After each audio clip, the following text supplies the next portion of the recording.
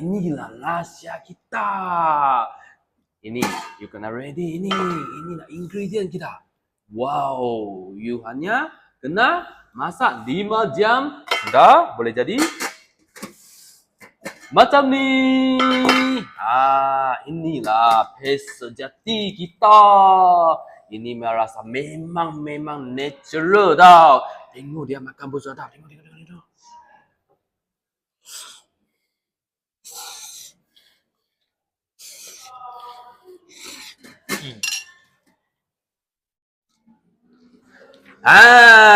Kalau you nak, you punya teman lelaki hadiahkan cincin beliau anda, mestilah kena try kita Nyonya Cucu Cek rendang mie. Rendang mie kita boleh beli kat beg kuning bawah. Hanya terhad untuk 100 korang saja. Cepat-cepat dia dapat.